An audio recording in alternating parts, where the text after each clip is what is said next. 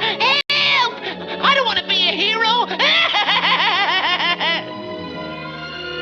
No! You ain't getting me into that cigar.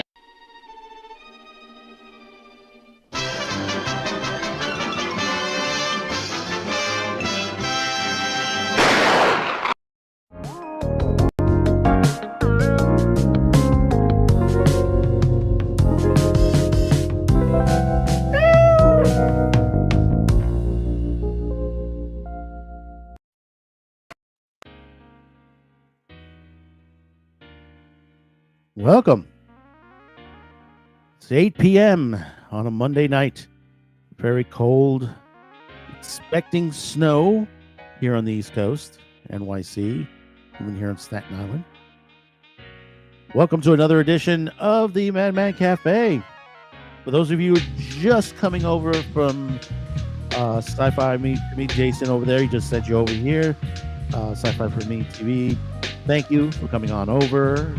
Also check out his show. If you haven't done on his end, be sure to subscribe to his channel. He's got some great guests on, great shows that he does on there live, on there, a lot of news gathering on his end on pop culture.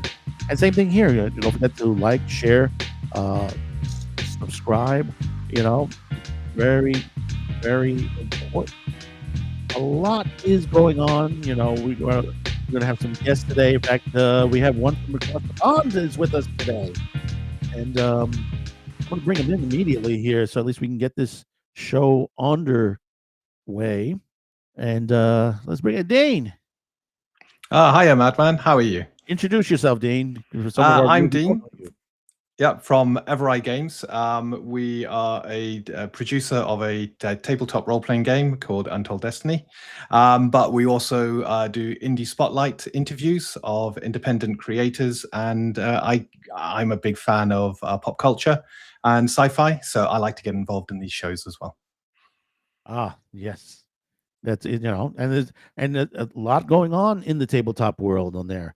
We have a lot of shows out there, including Death Angel Shadow's got his going right now at the moment. He had his premiere this week on there. I don't know if is he in the chat. No, he's supposed to be here too. So he was supposed to be coming in early. I'm gonna have to send a note out to him, send a bad note out to him. But yeah, there's a lot going on. How's the weather out over by you? It's been raining, very wet. We got a storm coming through, so yellow weather warnings all over the place at the moment, but we're fine here. Ah, that's good. I mean, we're expecting snow here. It's cold.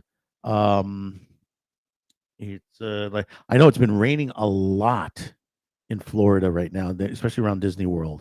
I see a lot of the Disney World content creators. They're just right on top of this. They just basically. It says rain, rain, rain, rain, rain. Everybody's on rain right now at the moment. It does feel a very wet end to the year. Oh yeah, oh, yeah. But as everybody's coming in, let's get into this immediately. So basically, as everyone's showing in, because I know we have a couple of people watching out there. Let me just check my other channels here. Hold on 1 minute. Got to make sure we have. Yep, those of you on Rumble, if you're watching, welcome aboard. Also, those of you on X, yes, and I see there are a couple people on X joining us there. Welcome aboard as well.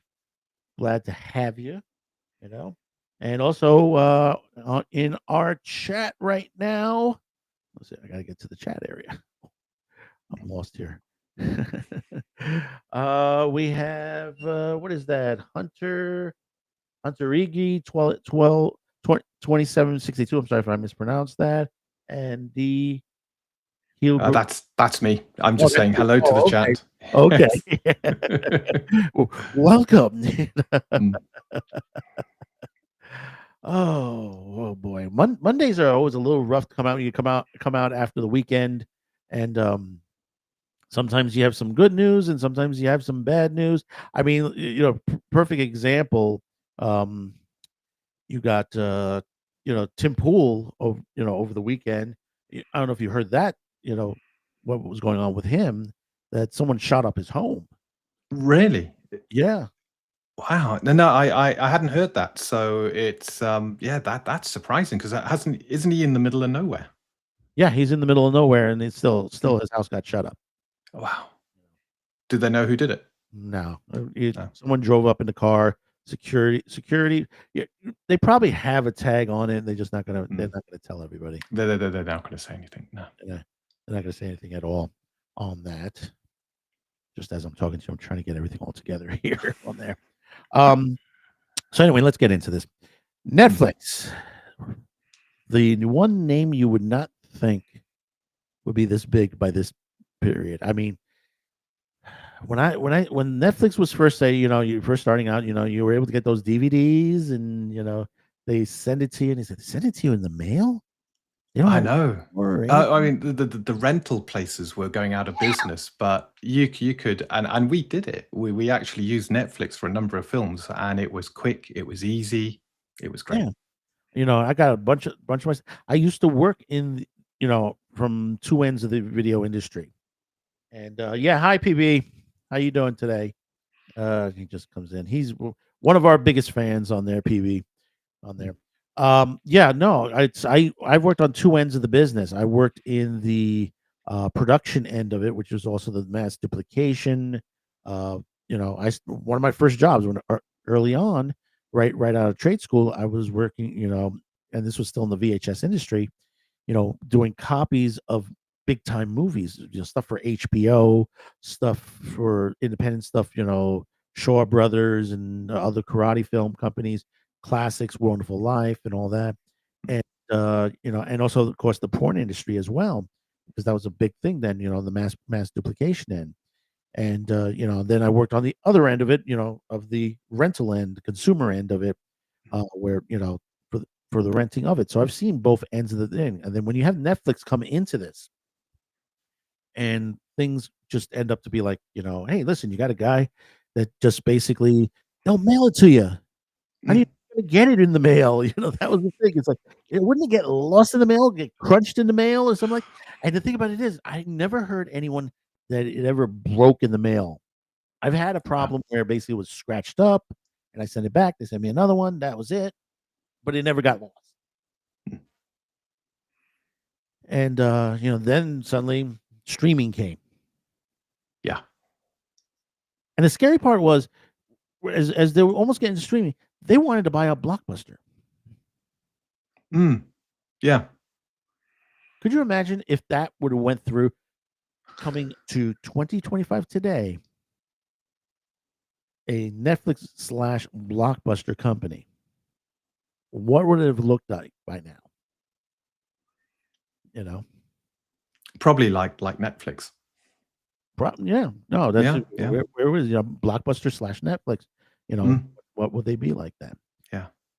So now what we got going on is it's a massive war, and I'm calling it a war for the reason is that you got multiple companies, and I'm surprised Disney's staying out of this, but of course Disney would not get anywhere close to this company. You have Warner Brothers, who's for years, and we were talking in the green room in the back about, I told you my dealings with Warner Brothers back in the day. This company has been bought several times. You've got from Time Warner, AOL, AT&T, and now Warner Discovery. And one, they haven't been profitable.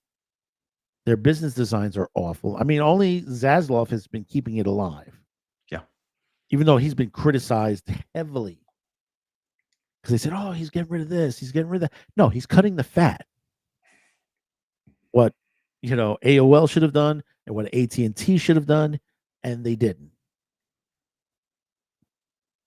In a market world where a company has been over 100 years old, 100 years old. Think how much production they've been making for 100 years of life. Next to MGM and everybody else that have been around that long.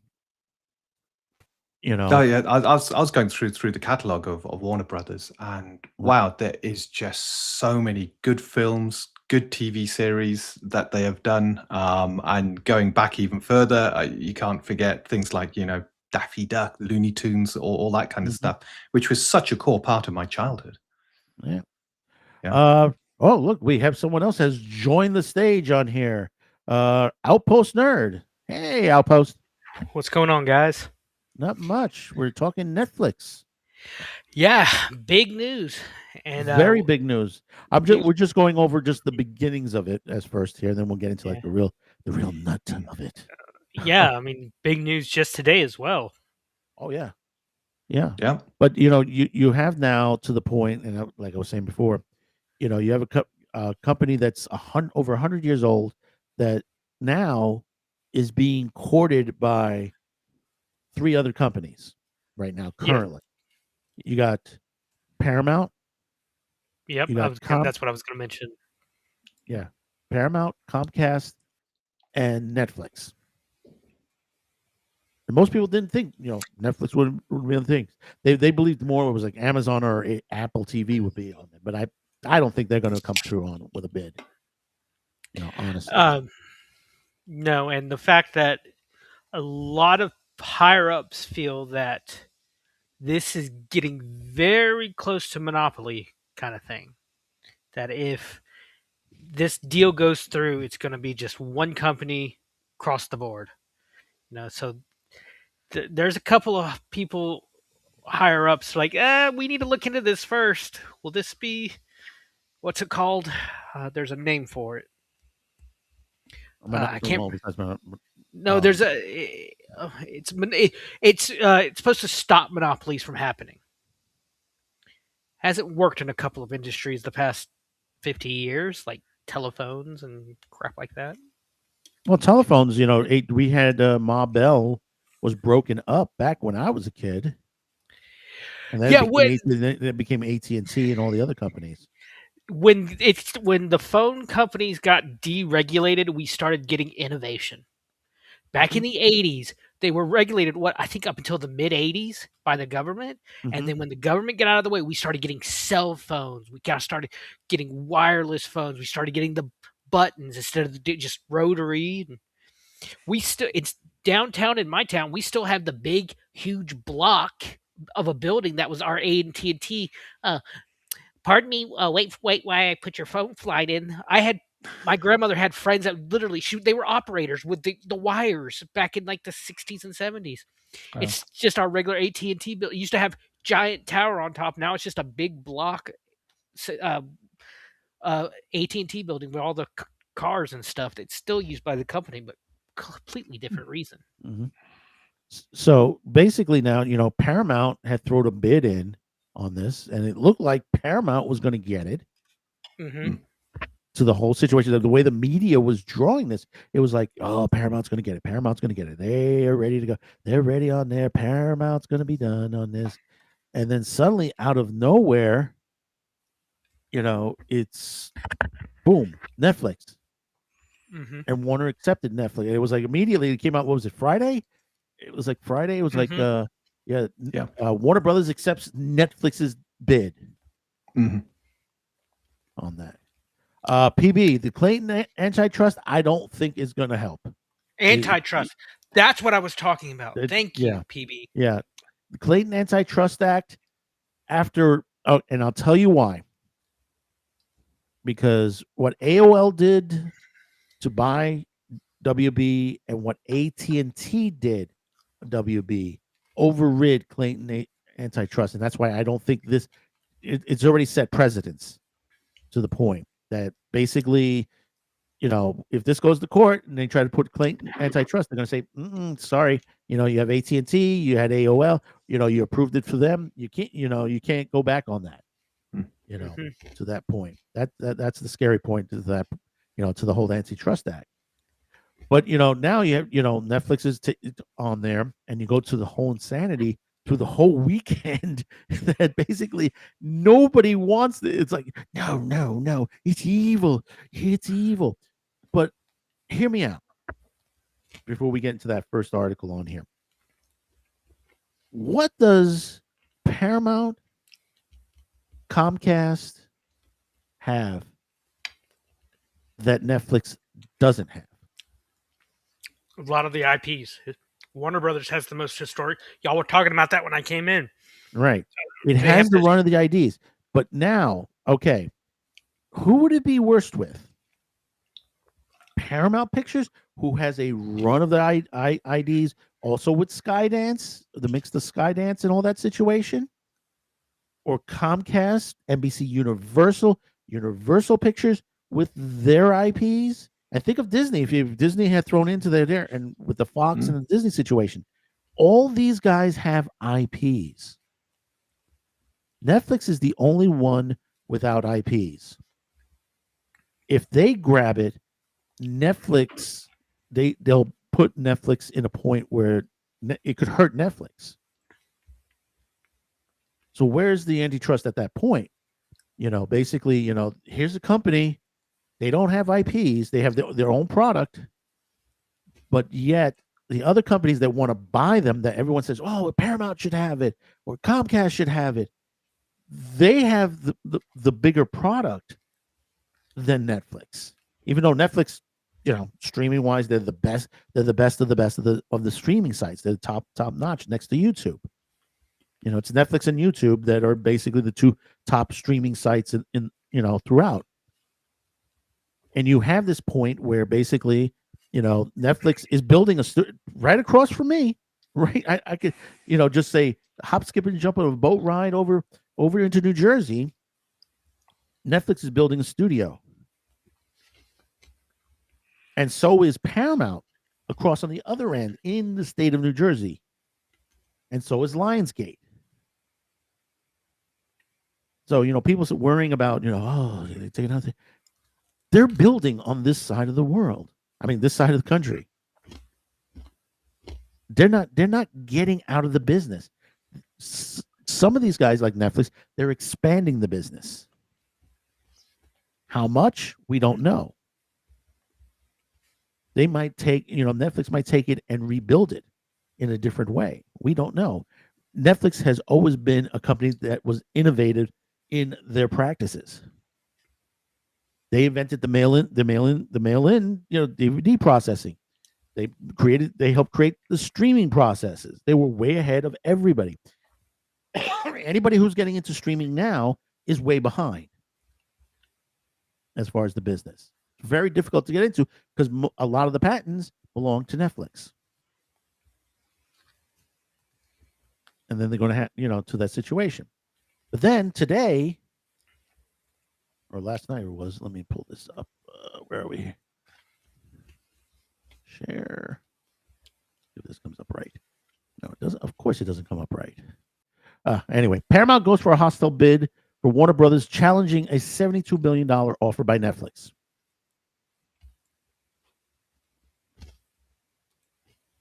Unbelievable, huh? Yeah. What was it? Dean, it was like 108 they were asking? 108.4 billion is there for the full company. So they're not looking to have anything hived out. And that includes debt as well. Yeah. And the thing about it is Paramount is asking for everything. Yeah. They're not, Netflix is not asking for everything. And Netflix, the deal with Netflix, and people don't realize this, is that they're letting Warner split off the broadcast end. Because this deal is not going to be completed to at least late 2026, early 2027. That's depending on the regulators. PB says, I agree with you, man. Dollars get money to stretch fringe arguments and get around Clayton. This thing may be anyone's guess, but I think dollars will settle this behind closed doors. Yeah, it's going to. That's what's going to be. Money to the situation. What are your thoughts, gentlemen? I think from what I understood, Netflix just wanted the streaming stuff. No, they want the IP also. Yeah. They want streaming and in other words, HBO Max would revert to Netflix and on that, and also the entire Warner Brothers library, and that includes gaming would not be included because they said they will spin off the gaming. and basically it would just be probably most likely music and movies. Yeah, so all the global network divisions are excluded. So that's CNN, TNT, Discovery channels, and they're hoping, allegedly, by Q3 2026 to have that all done and hived out, and that has to be done before the takeover can kind of go into the finalized merging. I think there's a lot of steps to the Netflix one. There's a lot of things that have to happen. There's a lot of complexity. And that's where, when you look at the Paramount hostile takeover, Paramount's appealing to the shareholders as opposed to the board. And we've seen this before. Elon Musk did that with Twitter. When he took over Twitter, he appealed to the shareholders rather than the Twitter board. So I think it's a bit of a risky strategy, but it could work. And they're promising, Paramount are promising a cleaner merging or a cleaner takeover, because they're not going to hive out bits and pieces. They're not going to take the less profitable bits and throw them away and only keep the more profitable bits. But Madman, you mentioned something which was really, I hadn't actually considered it, but the IPs. You suddenly have Paramount having twice as many IPs. It's got its own, and then it gets all of Warner Brothers. Has it got the bandwidth to actually utilize all of those IPs? That's a good question. Does they have the technology? Yeah. Or is their production going to be the same, so you actually get half of the IPs being used? Whereas Netflix, I think they're in a prime position to really start to exploit those IPs and put money behind and get production done. Put it this way. When it comes to Netflix versus the other streaming sites, how many times have you heard Netflix crash? And I'm not talking the live shows. I'm not talking the live feeds. I'm talking just standard streaming. They are incredibly reliable. I remember watching the that Tyson Paul fight, and it was just it was the worst thing I ever did. I don't think I've ever had that problem watching Netflix. No, not at all. Well, the problem with and people won't tell you about it, with the live feed problem, it's a local origination issue. Because if you don't realize, is that Netflix has centers within certain cable companies and throughout the country. So some of the feeds are boosted along by some of the cable companies. And the live, that's what happened with the live feed. The live feed, you were going from state to state because you heard someone in New York said, "Oh no, I'm okay," but then someone in like Oregon was like, "Jesus, it keeps crashing on me." Yeah. Another thing that I just read that I didn't think of: how is this going to affect the theater industry? When you have a company like Netflix have access to all these IPs, are they going to want to pay extra money to put these characters, these movies, these franchises in the theater, or they just want to go, or they want to bypass that and put them directly onto the streaming service? No, from what I understand, they're not going to change going to theater. But here's the thing: that's a bit of a. I seriously doubt that if Netflix gets their way, they're going to actually spend and waste billions of extra dollars to put it in the theater. Well, no, Ted Sarandos has already said it. He's already said it on there that basically. I don't believe him for a second. Well, the thing about it is, here's the part where it gets a little scary to the point. They claim mostly on the average today, I think, movie gets about a 45-day window before it goes to streaming. He's talking about a 17-day window, which. So they want to cut it in half. They want to cut it in half, but hear me out on this. Think about this for a minute. On the average today, because of all the way the movies are working these days, how many of them get past 2 or 3 weeks? Truly. Not many. The box office just falls after about 2 weeks. And that's a lot of blame on streaming services now. I remember it was Matt Damon. I remember hearing him talk about this because it really resonated with me. He said, back in the day, a movie had money. In the theater, You could go pay. You paid to go see the theater. Then what? 3 or 4 months later, you paid for it to go get it on video. Streaming services has made it to where the day after a movie premieres, you can go see it, go watch it on at home, and you pay a minuscule. I worked at a movie theater one summer. Do you realize it would cost one person. This was back in 18, and I've gone to the movies twice since then. It cost me almost $40 just for me to get in, get a drink, and a small drink and a popcorn. The best thing about working in a movie theater was I got one free movie a day and half off on concessions. I went and saw Deadpool 2 for $7. I loved it, but it's and that's why again, if they when they cut that 40, what did you say, 47 45. 45 down to 17, the prices for tickets and food are going to skyrocket even more. Yeah. I remember That's a possibility. No, it's not a possibility. It's a fact. Well, no. You have to remember, we're dealing now with some changes that are going on in theaters, with theaters wise. You're seeing a cutback on the multiplex.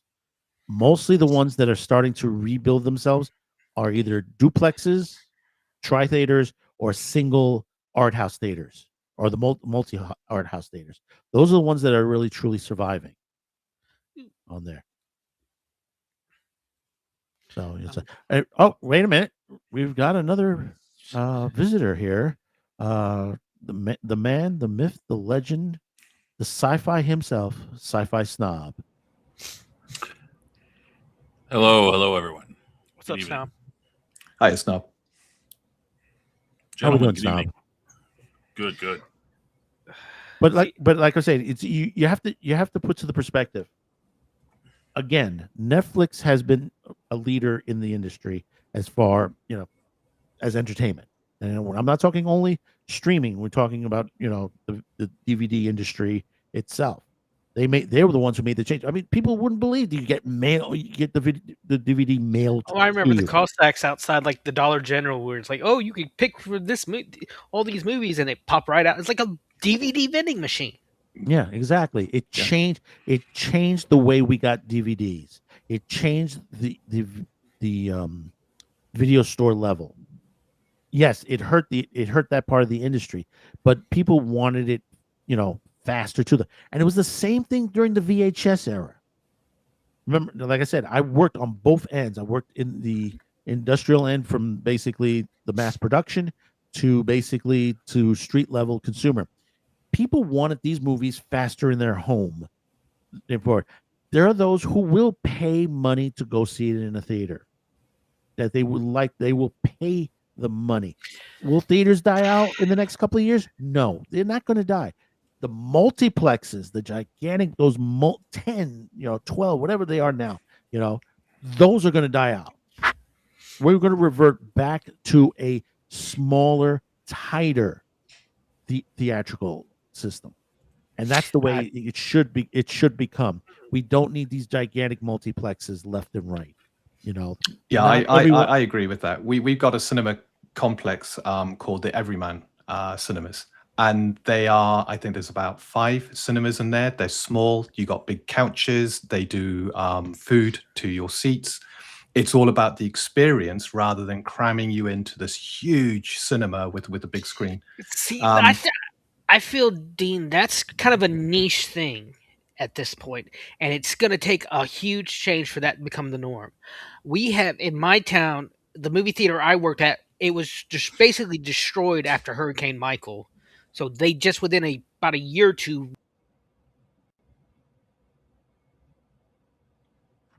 Did we just lose PB? I think we just have. PB? I'm not PB. Excuse me. Outpost. Am I back? PB. You're back. You're back. I cut out for a second on my end, but what I was saying is the main movie. We had one movie theater close completely, became a church. That's like the most southern thing you could think of. It is. Hey, and we had in New York. We had a church turn into a disco. We had one of those that was a church that was actually a running church, but on Saturday nights it was a nightclub. and it got in serious trouble for that. But now we have a huge multiplex out on the beach, which has probably, I think it has 18. I think because it's called the Grand 18. I think. But they have, but I'm looking at the average price. Q2, you said you're in New York. Mm-hmm. The average price for a single movie tickets in New York State is $23. Mm-hmm. Here in Florida, But remember that's you're 15. talking IMAX. Okay, let me actually. I won't. Because most people will purchase an IMAX or a specialty theater versus seeing it singly like in a standard. And Yeah, then, it of goes course, up a few dollars when I put IMAX. First IMAX movie I think I saw was the third Pirates of the Caribbean movie. So good, so much fun. But see, the thing is, IMAX can be still a forefront on there, and IMAX will probably stay around on there, but it won't be inside. And I don't believe it's going to be inside of a multiplex. I think it's going to be out in an individual. Out here in New York, we have what is it? Alamo Theaters, and we have the Angelica. Now, the differences between the Angelica and the Alamo, of course, Alamo, you go in, you got the food and stuff like that, which is kind of overbearing, and that's why they don't do as well as they do. But then you have the Angelica Theater, one of the famous theaters here in New York City, an independent theater. It's not a gigantic theater. It's mostly like a 100-seat theater per theater. I think there's like four theaters in there. And yeah, they got coffee. They got a little bit of snacks and stuff outside. They have like they got what? Snacks, cafe. They have what? Coffee. No, say it again. Coffee. Coffee. All right, Mike Myers. I'm sorry. It's coffee. I did it right on there. Coffee talk. Yeah. That's one of my favorite skits of in SNL history. I'm sorry. But no, they have the cafe there. And yeah. They got the little bit snacks on there. They have the little tables and stuff like that set out there. And people go to it. This is on Houston Street. So if you're familiar with New York, it's on in the middle of Houston Street, and it's basically it's an okay area to go to. It's before Chinatown, and you go there, you enjoy. And most of the movies are not full mainstream movies; these are indie movies on there. I saw what was that movie called? It was the Australian Western, the Proposition. Which was a really, I don't know if Dean, you probably might have heard this because I know it was popular in the UK. It was a Western where the Australian outback was changing from a prison to basically people starting to begin to move in there. So it was an old West type situation where you had gunslingers trying to take out the criminal element on there. And it was a real good story on there, but I saw it in an independent theater. Pierce, Ray Winston, John Hurt. Yeah, John Hurt's in it. Danny Hudson, Danny Hudson, the good cast. Oh yeah, it is a really good cast. Then I saw one. What the hell is her name? She became a man recently. That does not narrow it down anymore. Yeah, yeah. What's her name again? Was it Elliot Page? Elliot Page. Yeah. Hold on. I can find that movie because it was a great. It was the movie that introduced her. All right. Juno? Hard Candy. No, not Juno. This is before Juno. Okay, Juno was the first thing that's the first thing I ever saw her in. No, she did 2005. She did a movie called folks out there, if you haven't seen this is oh god, is a crazy bizarre movie, but it's really well done for an indie. It's called Hard Candy. She plays a girl who gasp. No. She plays a girl that basically sort of ends up with this pedo type guy, and basically she sort of she entices him to bring her home with him, and basically she ends up tying him up and torturing him through this movie because she's getting revenge over good on her. A friend of hers was basically assaulted by supposedly her and a couple other men, by this gentleman and a couple other men. So through the whole thing is he's tied up. And I'm sorry. Sounds like fun for the whole family. Oh yeah. Holy crap! Did hell just freeze over? Why? Because I agree with Jane Fonda on something. What did you agree on, Holy Jane Fonda? shit. I'm just reading like people's like take while we're talking on the merger, and she pushed back. She's called the deal catastrophic and urged the DOJ to review the deal, which I think that's what they announced today. Elizabeth Warren said that over the weekend. I don't listen to Pocahontas. Exactly. Well, I think you guys should go back to the multiplexes. I mean, I think the difference, the reason for multiplexes is that you could go to the movies and you could be guaranteed to have something that you like there, because there'd be 8, 12 movies on. You could just go and, hey, something would interest you. Now, if Hollywood's going to put out less movies, which they seem to have been doing since the pandemic, then you don't need multiplexes, right? You can go down. So I think, whether we have multiplexes or not is going to really be on the output, Hollywood's output, and it hasn't been so good lately. And even the stuff they've been putting out, a lot of it's not good. Before, in the 80s, in the 90s, when multiplexes were big, you could be, count on seeing almost any movie, at least being entertained. It would at least be, fair to good. Yeah.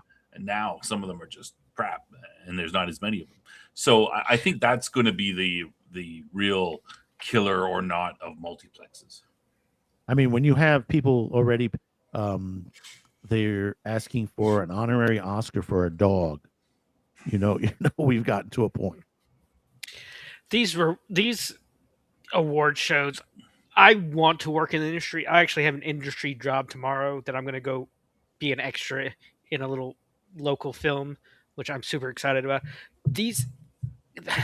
I don't care if I ever win an award. All these award shows are just giant circle jerks. Oh yeah, that's what it is. It's drink a little, profess yourself like Jane Fonda does, like Hanoi Jane, back in the day, what your beliefs are, and that's it. The end of the show.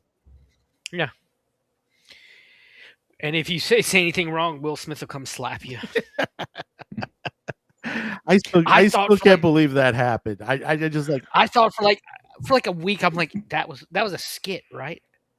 Holy shit, it wasn't a skit. Well, you got to remember, go back in the history of the Oscars. Being smacked on the Oscars ain't the worst thing that has happened on the Oscar broadcast. I mean, I remember David Niven giving an Oscar, and a man freaking streaked the Oscars. Remember when Marlon Brando won an Oscar, refused to come and accept it, and instead sent an Indian woman who actually wasn't an Indian woman? That's the best part of it. But see, years later, they sent an Indian woman. But let's protect the Indian settlements and stuff like that. And then years later, you're like, she ain't an Indian. There's a bio. I don't know if it's a series or a movie about him. And it's some of the wildest shit I've ever seen. And I saw a Christopher Reeve interview where he just said Marlon Brando was the worst person I ever acted with. He was phoning it in. And he said, I understood like where he was coming from. He was already the superstar, but he really screwed us over when he was playing Jor-El. And it was sad because like that's one of the biggest icons. But getting back to the multiplex things, like I said, I worked at a movie theater. My movie theater, I loved it. It's one I grew up going to, and there were more times I had to quit because I lived 20 miles out of town, going there, and getting told we don't have enough people coming in to cover your costs today. You have to go home. And it got to the point where I'm like, I can't do this anymore. Thank you. It's been fun. I've loved seeing back the backstage, but I gotta go. I can't afford to come do this anymore. And it was sad. Because like I said, I was getting great benefits. Yeah, no, there was a time the when you had AMC theaters, all these theaters, they were giving, they had good benefits if for the kids that were starting out in these jobs, because mostly these were startup jobs for kids, just like if you Starbucks baristas. You see the Starbucks baristas, we want $30 an hour. I was like, dude, you're gonna make this a career? I don't think you're making this a career if you're making this career, that's- you're not going to go anywhere with your life. It's so sad. I've worked in grocery stores. I've worked in restaurants, but I never thought, oh, I want to be 60 and doing this. No, I worked at a grocery store bagging. I'd bag like $200 worth of groceries, and I got fed up. I got let go. I'm like, this is the best thing that's ever happened. Being fired from this job is the best thing that happened to me because now I can go back to school. I got my associates working on going back to get my bachelor's now, and now I'm instead of bagging $200 worth of groceries, I'm working towards I can buy $200 worth of groceries. These jobs were never meant to be careers, but you see 60, 70, 80-year-old people who have the system has screwed over so bad. At my first job bagging groceries, we had a guy who was in his 80s who lost everything on the stock market. And he and his wife she worked in the deli, he worked as a cashier. He couldn't see worth shit.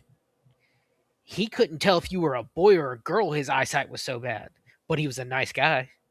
But he should not have had to be working it like that at that age. A lot of people that it happens on there. It does happen to that point.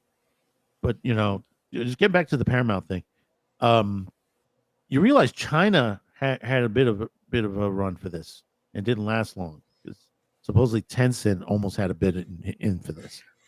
But the whole thing with the Saudis and everything over the weekend was a bit of all there. But then this article came out today. Let me bring this up on here. I'm gonna hit the wrong button. Here we go.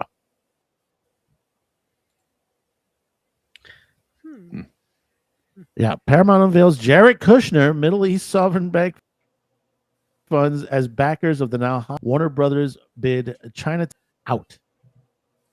So we know Jared Kushner is also part of the Paramount deal. That his money is in the Paramount deal. So I don't know how you would take this. I know a lot of people will probably say, "Oh my God, Trump's involved in this whole situation." And me, Dean and me were talking about this in the back before the show, and I put to the point where, these are all people, business people. Trump being a president right now, he shouldn't be involved in the whole situation. Jared Kushner, he's a businessman. That's his situation. But when it comes to Paramount, and Jared Kushner and the Mideast on here, there again, you're asking questions, to the point. What how much control how big Paramount's going to be in this whole situation? It's Skydance Paramount now. How much bigger are they going to become? Even with a lot of this Mideast money. So, what do you guys think? I'm just looking at the kind of market share between Paramount and Warner Brothers, okay. and Warner Brothers box office brings in more than Paramount's. So it seems a bit strange. You got the aggressor here, Paramount, and they will more than double potentially their box office if they keep the same throughput as the two companies currently do at present. Well, market share numbers, yeah, it does differ, but overall corporate numbers, Warner's still in the doghouse, and have been in the doghouse for decades. Yeah, I can't believe it's almost like a curse. Yeah, they got like 10 billion in debt, and I can't imagine a company having that much debt and still remain operational. Oh, come on! I got that much on my credit card almost. Yes, no, but it's for worthy things, It's for That's right. For your knickknacks and Babylon 5 memorabilia. Yeah, and hookers and coke. Oh, absolutely. That's what it's mostly in. Yeah, I mean, so that's hate monger figurines. That's why Paramount is looking to take over Warner, is because Warner's has no liquidity. They've got it's too much debt, right? Even though they're technically could be worth more or have more assets or whatever you want to put it that way, right? Yeah, but everyone that has bought them has failed pretty much. You put it's almost like a curse. It's like you had AOL, you had Time Warner, AOL, AT&T, Warner. Then now you got Warner Discovery. To Zaz, and I was telling Dean earlier, Zaslav is the only one that at least cleaned up some of the books, even though he was criticized and saying, "Oh, you got rid of this and he put this away, and he took this off of streaming and all that." Yeah, but he cleaned up the books. That was his job. They still have 10 billion in his debt. Job. I don't know if that's no. It's come down a bit. It's not much, but still, he has cleaned it up somewhat. But better than it was than what AT&T had and AOL combined. It literally was a trash house. It's like going to someone out in a nice house and stuff like that. The inside is still trashed. To the point. As much as you try to dig the garbage out, the garbage still keeps piling in. Yeah, I'm not disagreeing with any of that. Of course, I mean, it's pretty obvious. Look at the numbers. I think that the discussion is really about, Netflix taking them. Is that bad or good? That's probably the thing. The only problem I have is that I know everyone's coming out against it, and the thing is that of course everybody who has a vested interest in the system, as it presently is set up, of course they're all going to come out of it. But that doesn't necessarily mean that it is a bad thing, right? I mean, I'm sure all the Lamplighters Union was against electric lights when they first came out, right? Because they'd be out of a job. But I think we got to look deeper into it. But if you look at the unions, right now, and they say like, "Well, we don't want Netflix and all that," so what about Paramount? Oh no, we're okay with that. You wonder why? What's going on behind the scenes that they're okay with a company like Paramount and a company like Comcast to take over Warner Brothers, but when it comes to Netflix, which honestly, Netflix has no IPs. They only streaming is what they do. They do have studio, because they're building studios now and they're doing productions and stuff. That's it. Well, I think Paramount and Comcast has a lot more in their folders. Well, Netflix is fundamentally a different company, right? Like these other companies are pseudo or close to studios, and they will tend to run things the way they've been run because that's what they're used to, that's what they know. But both are in broadcasting, both are in cable, which is very similar, right?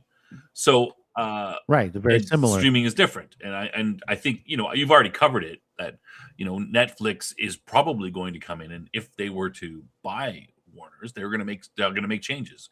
You spoke about the 17 days from theater to to back onto streaming. I mean, that's a big change for sure. It used to be a year. Yeah. I mean, 6 months and 3 months, and I was shocked when that happened. Well, there've been some movies that never make the 45-day cycle. Even back in the day before all this streaming and stuff like that. The 80s and 90s VHS DVD era. You had movies that didn't do well in the theater. Already 2-3 months later, they're already being announced for release on DVD or blue. And that's VHS, the studio which some is pretty of its quick. money. They're like, okay, well, we didn't make any money on the movie in the theaters, but maybe if we put the DVD out, some people will buy it, and then we'll make, because that's basically free money, right?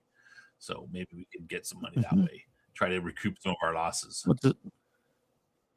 Yeah, that's the same thing with streaming, with pay-per-view streaming. Like when you run it on Apple TV, off of Apple or. Well, I don't think that's the same with Netflix though, right? Because Netflix wants to put it on their, on their content. You can just watch it for, your regular whatever you pay per month. Yeah, you still have to pay the month. So so it's just more content that goes into the the big slush of content there. So I think that is. Yeah, but would they drink? would they drag it directly into Netflix immediately, or would they put it on the pay-per-view points? Like, Well, that's what I think. I could think Amazon and Apple charge like the what is it, the $5-6 a month, still make 5-6 per view, and then maybe in about a month or so they release it. Like what's been happening now, they release it a month later on well, streaming. Netflix isn't set up to do that though. No. In the UK, when a film comes out, typically it's about 2-3 weeks to a month. It appears on Apple. You can buy it outright at that point for $20. Which, if two of you go to the cinema, you're saving money. So don't go to the cinema. Wait for it to come out if you want to own the film, or you can rent it for about £15. So you can buy it for 20, rent it for 15. I do wonder if Netflix owns all this IP and they're releasing, a new DC film or something like that. Does that mean Apple's not going to have that hit their platforms because it'll only appear on Netflix and they'll want the crowds to go there to see it? Of course. But that's the thing. They may release it in the pay-per-view sense for about 30 days. Say it's like a 17 to 30-day window after theatrical, and they'll dump it on Netflix. Because a lot of people, they do pay, the prices to watch it. Was it $5, $8, whatever it is, $12 to watch it on Amazon or Apple. But then there are those who don't. They'll wait for it for streaming. It says, I already pay for Netflix. I already pay for Paramount. Why do I need to pay a couple bucks? But Amazon and Apple are set up to do that. Apple Netflix, as what I understand, isn't set up to do that at this point anyway. Whether they could change that. Well, that's this point, right? I'm sure it wouldn't be, I don't know how much effort it would take on the back end, but they're not set up for that yet. And I would assume that their customer base is kind of used to being able to watch whatever they want to watch without having to pay extra. So there might be some pushback. They might fear some pushback if they make that change. Well, we haven't heard it no, yet. We don't know. Apple hasn't chimed in. Amazon hasn't chimed in either. If anything, Amazon had a chance to put in a bid, and they didn't. Same thing with Apple. They didn't put a bid for WB. Well, I think that Netflix has, compared to those other streaming. I mean, Netflix is obviously the biggest, but it has a content problem compared to the other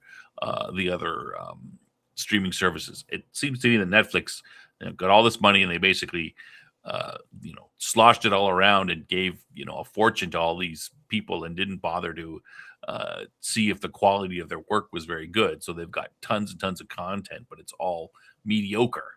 And they focused on the quality, not quantity, while Apple and Amazon did the opposite.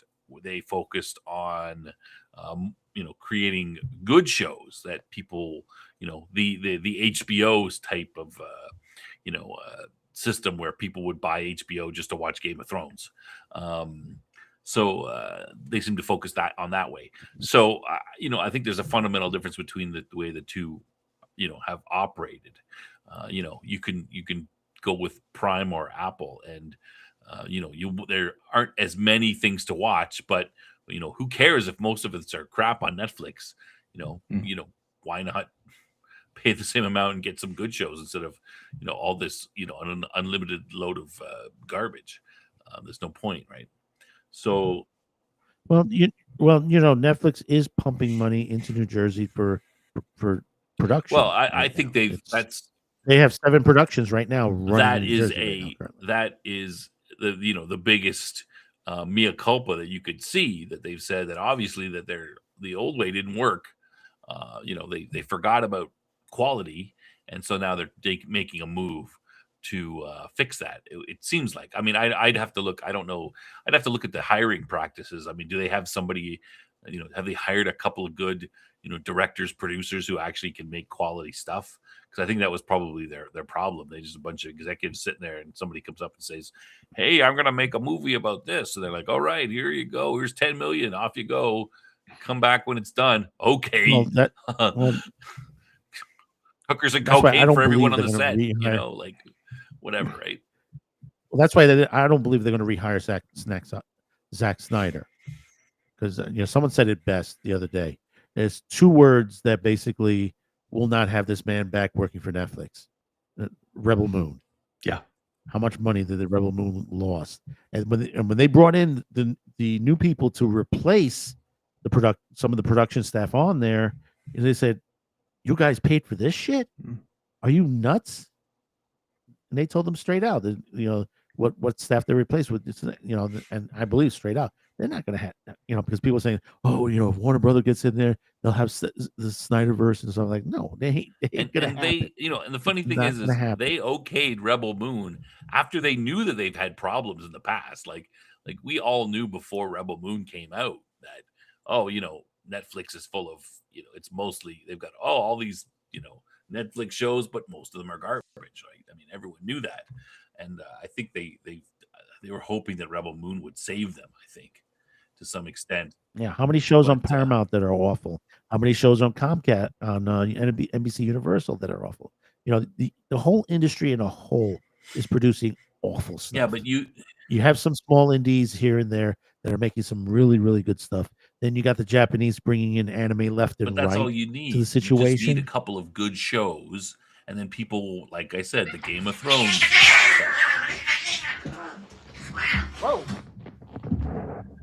Whoa, we have a fight here. You just need a couple good shows, and people will, if they're good enough, people will subscribe. Just for that. You okay there, Dean? Cat problems. 2 cats just having a go at each other. Yeah, right on. You just need, you just need a couple of good shows, and people will subscribe for those shows. Yeah, to add to what you're saying, Snob, we have a situation where we jump between streaming services, and so we don't commit long term. We have a couple of months, 2 to 3 months. Apple TV, it hasn't got a huge volume of shows on there, but the last time we popped on, we started watching Sticks. Very interesting, actually very entertaining. Foundation, Invasion, absolutely superb. So we stayed on for those. And we're now staying on for the season 2 of Hijack. The rest of the content on there is awful for me. It's not made for me as an audience. But you're right. If you've got enough content that actually appeals to you, you will go back. You will stay for 3-4 months to watch that content before you then leave the platform. Prime is in a very similar position where you've got things like the Terminal List and the Jack Reacher stuff. They've got a few good things. They've also got some real stinkers on there when you look at Rings of Power and The Circle of Time. But we're back with Netflix at the moment, mainly because of Stranger Things, wanting to watch the last season. And there's a lot on Netflix, and we're struggling to find something to watch because it's just not inspiring. We've looked at a few of their films, and within like half an hour, we're just going, this isn't for us. The big surprise I had on Netflix this time round is a TV show called The Residents. And I actually loved it. It was brilliantly done, well acted, and it was quite a surprise. But it's rare. It's rare on Netflix to find something like that. We dumped Netflix a while ago because we weren't watching it. There was nothing we could find, and I was looking around, and the only shows that I found were interesting were on either Prime or Apple. Stuff like Silo. You might have liked Foundation. I couldn't get through a lot of it. But I watched a bit of the space show there. For Mankind. For All Mankind. Stuff like that. So so it would. Sorry, I'm back. Sorry. And it's tough for I'm not disagreeing with you. It's just that but you need. You're trying to get a diverse thing so that you can appeal to I can appeal to you. You have 3 or 4 shows that you watch, and I can spread those over a year, so you'll keep there. And then someone else, I've got 3 or 4 good shows that they can watch, which might be totally different from the ones you like. Yeah, and so if possible, but and Netflix was PB's disagreeing with me. Yes, he is. Netflix business model was licensed TV, film, and original content studios took their content away from Netflix, trying to copy Netflix. That's what happened first. And original content and Netflix does not compute with me because how many live adaptations have they done in the past 2-3 years Well, no, but this is, I mean, no, PB, this was original content of from third anime? party. Okay, No, well, this I'm is original not, content from third party companies. Okay, yeah, I'm not, 'Cause I- PB like- is not, that's not, I'm not disagreeing. What I'm saying is I'm skipping the first part.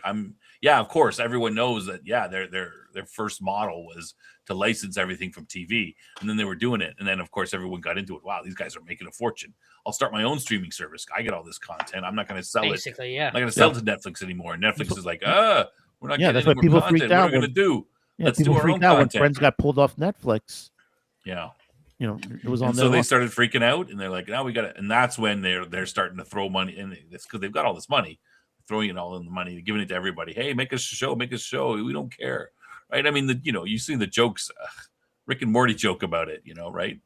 Summer the 17-year-old's like, oh, 5 of my friends have got options at Netflix, right? She's a 17-year-old teenager. They're, it's a joke, right? I mean, Netflix will option anything, right? So that's what was going on. So yeah, I'm not disagreeing with their license was originally what PB said, but yeah, they lose the content, and then they realize their weakness. What if everybody takes their content away from us?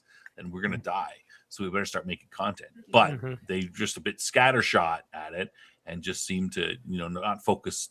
They focused on quantity, not quality, and I think it reflects it now.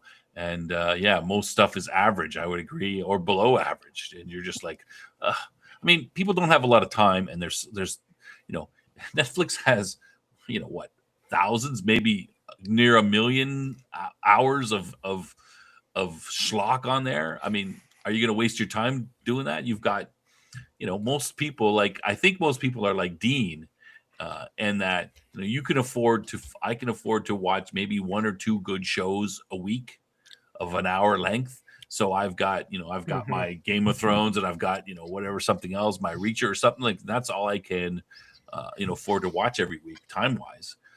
So I only need 2 good shows, or 2 or 3, to keep me going through the year, and then so I don't all this below average stuff. I'm not going to waste my time. I start watching and just go, fall asleep, or you're like, what is this crap? I'm done.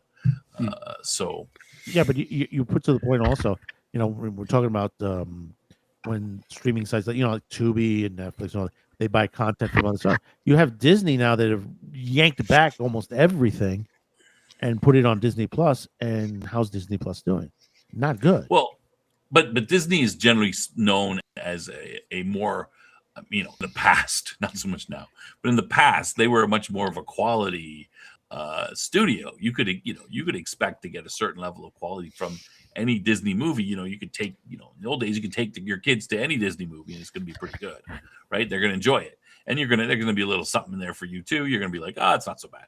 Yeah, but a lot of that classic stuff has been re-edited or slapped with a warning. Yeah, I mean, exactly. if you watch the Zorro TV series, which was, with Guy Williams, which was a great series on Disney. Amazing. That's amazing. Minor compared to what the big picture stuff we're talking about. But now it's slapped with warnings on there. Oh, basically this is what about the Mexicans. Yeah, but okay, but that's going to be gone 5 years from now, and nobody cares about that anymore. And they start getting, they've started getting pushback. That's going to be gone. That's not a key. Like, I'm talking big picture stuff. That's not a key element. Okay, look at what they did. They're doing with the remakes. Look what they did to Lilo and Stitch. They completely changed the message.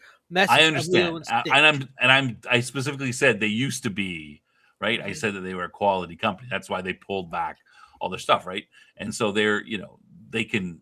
That's what they've tried to do on.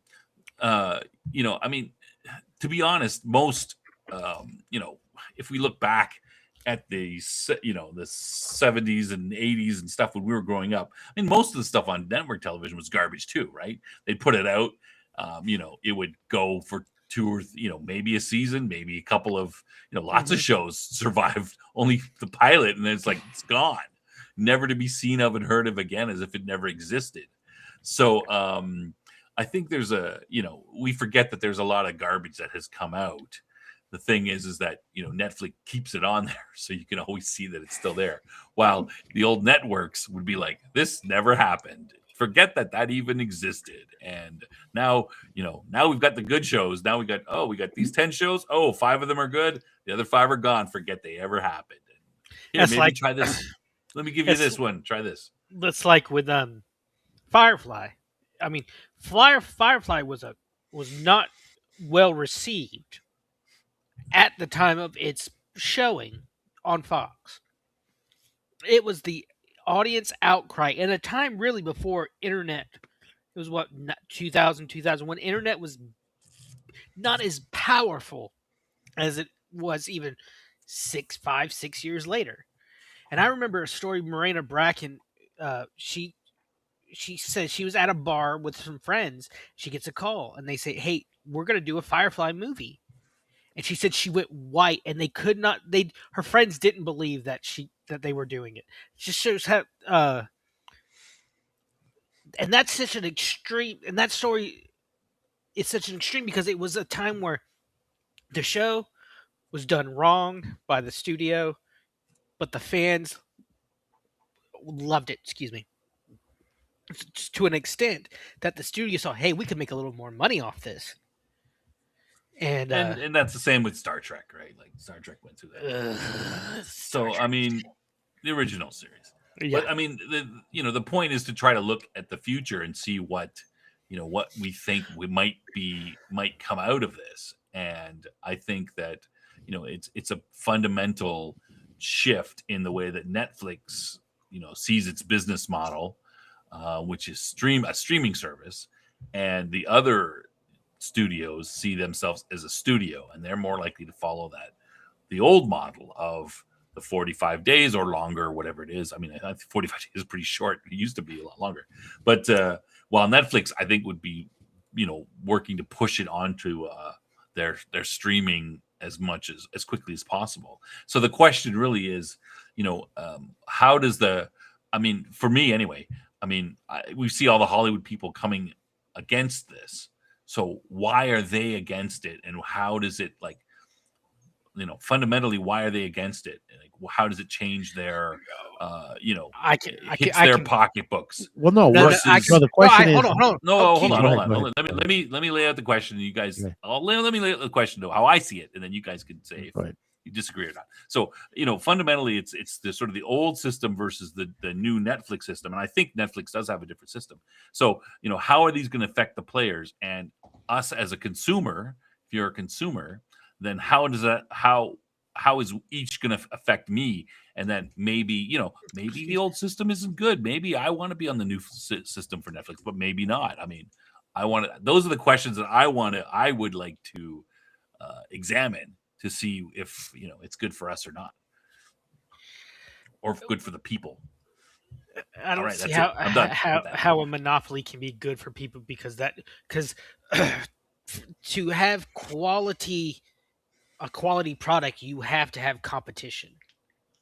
And with the Hollywood aspect of it, like you were talking about, Snob, it's about okay, if this comes together into one mega corporation, the actors and workers are going to have less choice of where they can go to work. It's like, hey, say I worked at Disney, had a horrible time, don't want to go back, but Disney, so I go to Netflix. Well, Disney's brought up by Netflix, and so now I'm back to dealing with the assholes I dealt with before. But you're a worker. We don't care about that. I'm talking about the consumers. From a consumer perspective, that's what we care about. We don't care about how much the company oppresses its workers, right? Well, that goes back to the competition equals quality. Is it? That's it's pretty obvious. Is it really a monopoly if the two get together? They will own over, I think I read 33% of the entire entertainment industry. Yeah. So that's only a third. That's huge when you have 8 or 9 other smaller competitors chopping up that other 75% up even smaller. From what I'm reading, Amazon U.S. streaming market share in 2024. Amazon Prime is at 22%, followed by Netflix at 21, and HBO Max at 13. So that's where they get the Netflix, HBO Max. I think that's where they get the 33, 34%. But then you have Disney at 12, then Hulu, quotations Disney, at 11, Paramount Plus 9, Apple TV 7, Peacock 1, and others is at 4%. So if with Netflix and if Netflix and HBO Max combined, that's a huge portion. When you look Well, at when you look at the chopped up bits of everyone else. Okay, but we're But probably everybody in else an doesn't area want of, it chopped up. You have to remember to the point. Netflix mean, is going to chop it up. Paramount is not going to a chop it up. Comcast will only partially chop. They've already chopped up a little bit of themselves already, which is MSNBC is now MSN now to the situation. But will they keep CNN? Will they keep the other when they bring those into play? And that's the question you got to ask, and that's the question. The answer you're not getting from Comcast. They're bringing this stuff into here. Netflix only wants the IP and the streaming. And everybody's knocking on Netflix. Not saying that I'm taking the Netflix side, but it's just that it's curious that they're slamming Netflix, but they're not slamming Paramount or Comcast. Well, I think the industry is in for some consolidation anyway. I mean, you've got all these streaming services. I mean, do I want to, do I want to see,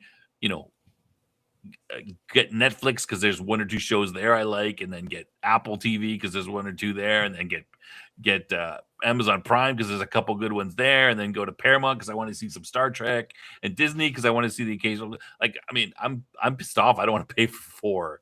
I'd rather be able to just pay one and get the good shows that I want instead of having to wade through all the dreck. That's why you have probably what the consumers think, right? Mm-hmm. Absolutely. I remember when we were with Sky TV, so our equivalent of your sort of cable network, we looked at how much we were paying per month. It started small and we were up to like £40 a month. We got rid of it, effectively unplugged around 2007. And then when we went to Netflix in 2012, they were fledgling, they'd only just started. We were like, we pay, I think it was £4 a month. And we had more access to stuff than we did when we were with Sky. And it was revolutionary. And this was the way forward for us as a consumer because it just worked. We could stream on demand, and that was pretty much never heard of. We had tried, I think it was BritBox at the time, but you had to buy stuff and their streaming wasn't great and there wasn't a monthly payment. And all we had to do was pay a small amount per month and we had access to the entire library. And now that you've got all of these different streaming services, you're back to the days of cable where you're having to pay, if you want all of them, you're having to pay 40, 50, 60 pounds a month just to have access to all of them. And as a consumer, I really feel cheated. Which is why we only go to one streaming service and we jump now between them, going on and consuming what we want to watch in the space of a few months and then move on to the next one. So I think they're all losing out. But see, the thing about it is, and this is where a lot of people are not talking about it. There are two things that are basically in play also. You got Tubi TV, you have free streaming out there. You got Tubi, Pluto, Roku, others. Within those, you have fast channels, okay, which is the evolution, which I've been calling it, that's the evolution of linear television. Fast channels. You got those are in play. Those companies are doing very well for itself. Over a year ago, I had said on this channel, Tubi TV is the dark horse of the entire streaming world. Why? Because basically they're giving it away free. They're going to build. They're going to end up gaining a potential competition to the big five. And what's happening here? 2025. They are a potential competition to the big five. Yeah, and the only weakness with those things is, if I can get them on my box, right, on my, whether it's my Fire Stick or whatever kind of box I have under my TV, so it's easy. I can just click. I don't have to, download it from a stick and then put the stick in and goof around like that. You can do it from your phone if you have a smart TV. Yeah. You could just, if you have the Tubi app on your phone, which Netflix is curious. Netflix took that option off. You're able to click that little icon, and basically you're able to transmit that that channel right into your TV directly. Right, and which is why I'm saying output, or PB is saying here, a third of the market share owned by one company. That's a bad thing. I don't think that's really, it's not really a third of the market share. It's a third of that market share that we're talking about. But Madman's bringing out all these free streaming services, and you were, I didn't know much about them, and you were telling me a couple months ago about them, and I looked into them a little bit, and it is a big thing. It's a dark horse. I would agree with you. I'm not sure how it's going to end up, but and you got to remember, they're going to be TV is owned by they're going to Paramount. be there. Yeah, they're going to be in there. They're so I don't know that a third of the market is really a third of the market, and if it's going to destroy the creativity, it is a balancing act. It always is. But let's look at something. I don't change the topic too much. Tubi's owned by Fox. Everybody is aware of Steam, right? Steam in the video game market is basically a monopoly, and it's a rare monopoly that people generally don't complain about, and they want that monopoly because they want all their games on one place, and they complain if they have to go to when EA opens up their own, they just stupid EA, and Stardock had their own thing too, which died. So now there are rumors that is when Gabe Newell dies, Steam will probably go down the toilet, and they'll start to, the executives will start to circle and try to squeeze as much out of there as possible. So maybe I'm wrong, but I generally agree that monopolies are bad, but what generally happens is that too much choice is bad and not enough choice is bad, and there's some sort of number in the middle. Maybe it's 2 or 3 that people generally are happy. They're like, okay, I can find everything I want with one. I don't have to get them all, but also it's not one guy who's going to stick it to me. And the question that we need to be asking ourselves, going off what you just said, it's not too many choices bad, not enough.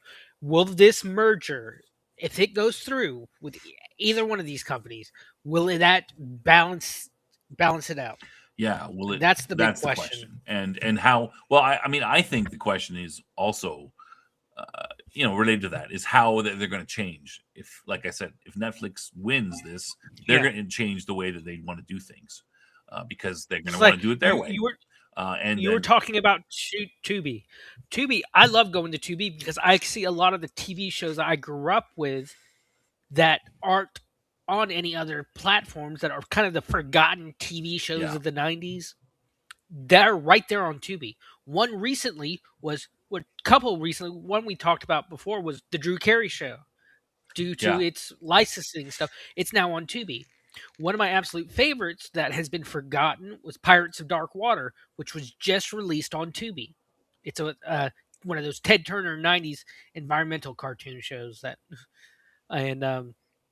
we don't get them because these other bigger streaming services, they don't care about them. They don't think how many older Disney shows that there was one I just read about the other day that's not on Disney Plus, and people are like, how is this not on there? I just think though that you're a bit of a special case, because I don't think that most people want to pay to watch Jeffersons or the Jeffersons that's are my on point. Tubi. That's why it's or All in the Family or something, right? Like I might go and say, hey, it might be fun to watch an episode and stuff, and show my kids and say, hey, this is how TV used to be and stuff like that. But do I want to pay right now? Do I want to pay currently, $20 to see it? No, maybe not. But right now, Snob, currently, one of the most popular linear TV channels out there is MeTV by Weigel Broadcasting. Yes. Why? Because they have All in the Family. They have Star Trek. They got Voyage to the Bottom of the Sea. They got MASH. They just allocated Fantasy Island, Charlie's Angels, Heart to Heart. They, a lot of people, if you gauge them, what they're watching right now is they're watching more classic channels. A lot. You're talking about MeTV every night, like clockwork, at 6 o'clock. My dad will watch the news from 6 to 6:30, and at 6:30, you know what he puts on? MeTV to watch an episode of MASH. He watches the F Troop. He watches those old World War II every single day. I'm not a special. I don't agree that I'm a special case that would want to watch these. There are millions of people that want to watch something that they don't have to worry about F-bombs or gratuitous sex scenes when their kids are sitting there right beside them. There's a market for that kind of thing. I'm not saying there's no market. I'm not saying. Yeah. I'm just saying that how big is that market? Is it big enough? No, I mean, it's very if it was big enough, large. wouldn't they be making money off of it? They are making money. MeTV has expanded to 3 channels right now. I'm sorry, not 3 channels. They're 4 channels right now. They got MeTV, MeTV Plus, MeTV Tunes. They just added West, and they got a couple of little ones in between H&I and stuff like that are out there as well. And the thing is that they are making money hand over fist. When you look at where they're going in, they're on linear TV, which is basically antenna, and certain cable outlets like Verizon Fios, Comcast. I'm trying to remember the other company, but a lot of the companies have them on their cable systems, and and the ratings wise, it does very well. I mean, Saturday nights alone is one of their biggest nights. Why? They got the Three Stooges in the late afternoon. Then it switches over to the Spenguli show. What's on the Spenguli show? Spenguli runs movies on there, classic movies, and they're getting newer films every day. You guys are making my argument for me, right? What? Well, you're basically saying that you're suggesting that, you're suggesting that Netflix is not a monopoly, right? There's all these other things that are growing fast.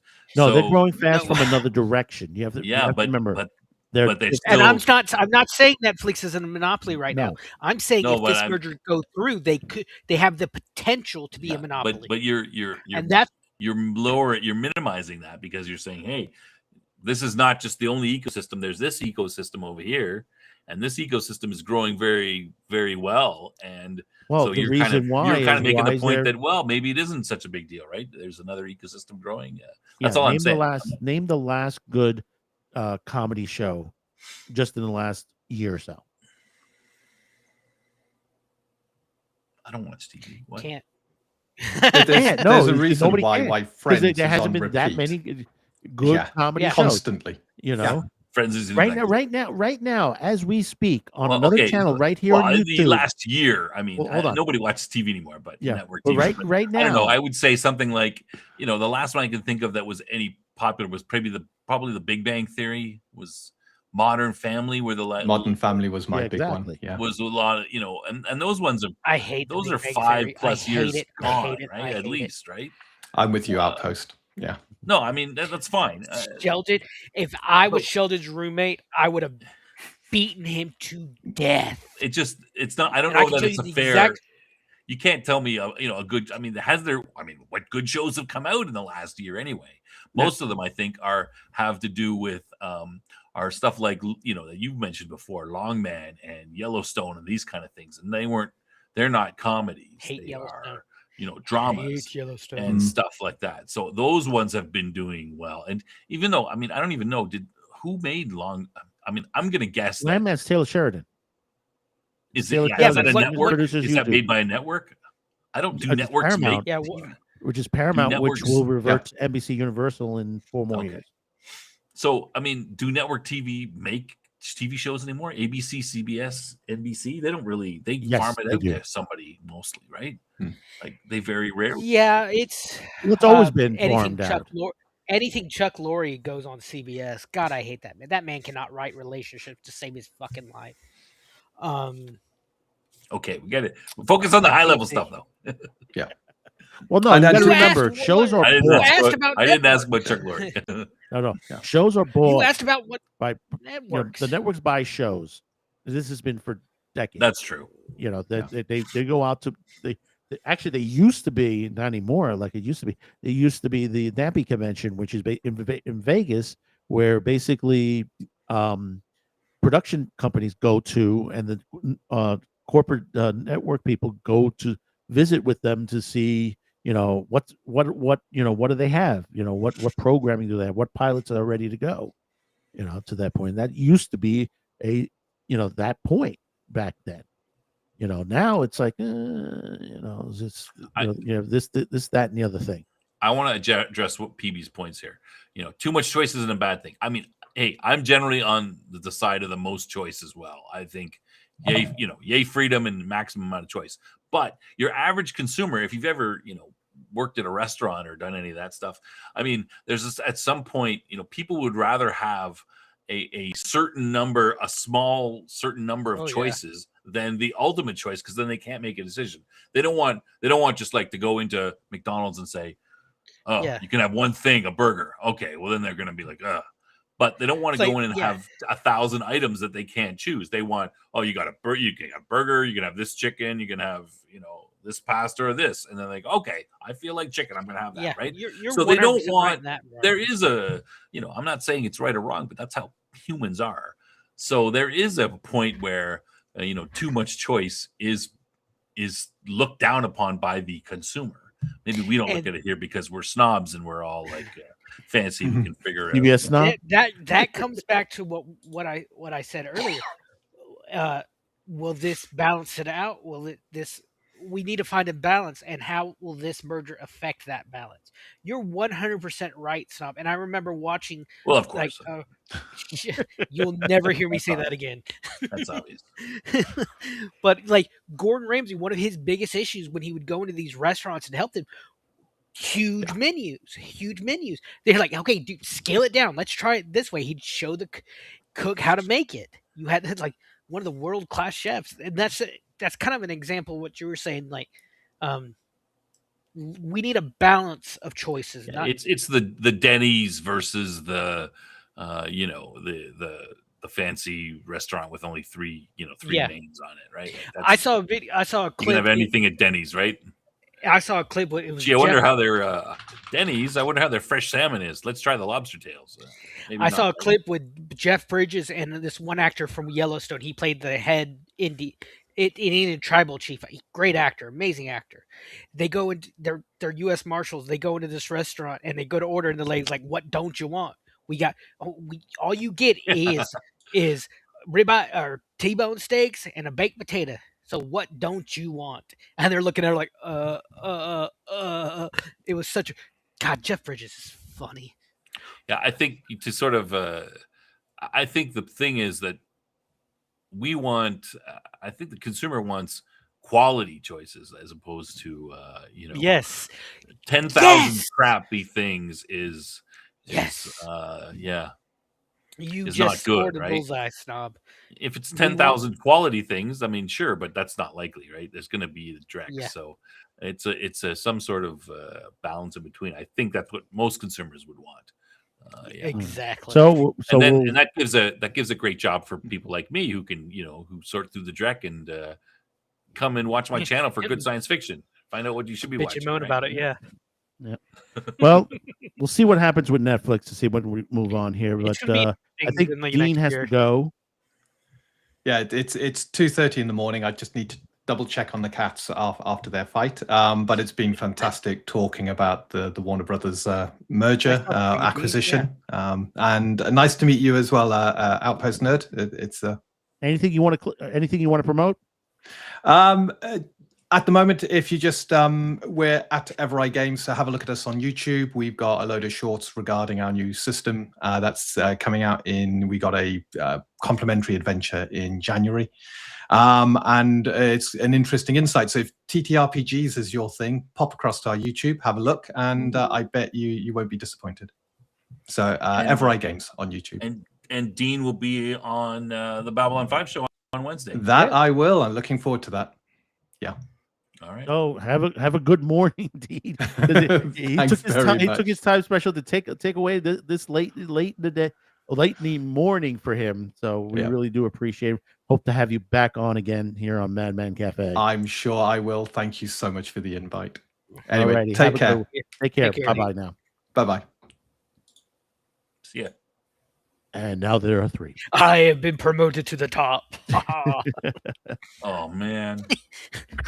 Sucks to be you, Well, Stab. PB is very much Oh. on the side of maximum creativity and stuff. And you know, I agree that there's a thing for that, and I like that as well. But my point, I'm not arguing for me. I'm arguing the consumer. The consumer generally doesn't want, they want enough choice, but not too much. So, and I'm not too sure, I don't know how much I trust the U.S. government to decide, who's the right. I mean, the whole Netscape, Microsoft thing. I mean, yeah, remember that? By the time they got it sorted out, it was by the time they ruled on it, it was like Netscape was already dead. Nobody cared. No one was using Microsoft Explorer anymore, and nobody uses it anymore. I mean, it was just like, what a waste of time. They're using the discus coasters now these days. Yeah. I mean, I like that old meme. The only thing Microsoft, what is it called? Microsoft Edge. I'm like, whenever it comes up, I'm just like, oh, damn it. It's like that meme. The only thing Internet Explorer's ever used for is to install Chrome or Firefox or one of the other ones. Yeah, it's still in on everything, but it's still in your Windows, but nobody uses it. Yeah. They use Chrome or Firefox or Brave. The Brave. Yeah. Like it's just Anyway, there's been another big thing that happened this weekend, which it kind of got shadowed down a little bit, but I think we need to talk about it because it's kind of important. Even though it is from the WB too, also on there, we know that that they're working on Batman 2 right now currently. Yeah, I know. Everybody's like, "Oh my god, I can't believe they're doing this." I did not like Batman 1. I did not like the first Batman. I like the Penguin series. The but Penguin, I didn't like Russell Crowe, right? Played Penguin. Yeah, he was great in it. Andy Serkis's Alfred was great in it as the younger Alfred, but Robert Pattinson in Batman as Batman and Bruce, horrible choice. I know it's. Yeah. And you remember in Christopher Nolan's the second Batman movie when he's dealing with the impersonators and the guy's like tied up. He's like, "What makes you different than me?" And Batman responds, "I'm not wearing hockey pads." Robert Pattinson's Batman suit looks like hockey pads. And the thing about it is that joke still continues on because it's, if you see a lot of comedy bits, like the last comedy bit I saw was like a lineup of people and Batman's in the center, and he goes, "Okay, number 1, who are you?" "I'm Batman." "No." Yeah. "Number 2, I'm Batman." "Number 3, oh, am I going to say this?" And he goes, "Yes, you have to say it." Says, "I'm Batman." I said, no, come on, say it with your real voice. And he goes, "You're wearing hockey pants, aren't you?" "No." See, I just. And they're taking one of my favorite stories of all time, and I'm so scared they're going to bastardize it. Yes, and that's what we're here to talk about today. Scarlett Johansson is up for a role. For those of you who are not familiar with the role that they're pushing out there right now, I mean, there's been a lot of people saying that she's going to play this, or Poison Ivy, or this character, and all that. But if you listen to what Matt Reeves is saying, he's saying this is a character who will have a arc that will go from good to evil, or good to villainy, to the point. Only one character pretty much in the Batman universe has had this arc, and that is Andrea Beaumont. And if you're not familiar with who Andrea Beaumont is in the animated movie, which is one of the best Batman movies of all time, which is Mask of the Phantasm. Batman, the animated series, is not just one of the best comic book cartoon series. I think it's one of the best pieces of animation ever. Oh yeah. You had Andrea Romano picked an amazing. She was the voice director for DC for decades. It I would say saved DC Comics in a time where the comic industry, in the '90s, was about to go under. If it was not for TV, these cartoon shows, X-Men, Batman, Superman, the comic book industry would have gone under. Kevin Conroy as Bruce Wayne Batman is the voice I hear when I'm reading the comics. Yeah. It is this was late state. This was hand drawn animation towards the end. True level. The backgrounds were completely different. It's similar. They took a similar kind of like if you ever watched Akira, the backgrounds and the foregrounds were completely of two different type of drawings situations on there. And same thing with Mask of the Phantasm. Mask of the Phantasm, you had the backgrounds themselves, which were almost like they weren't moving at all. They were not like really animated.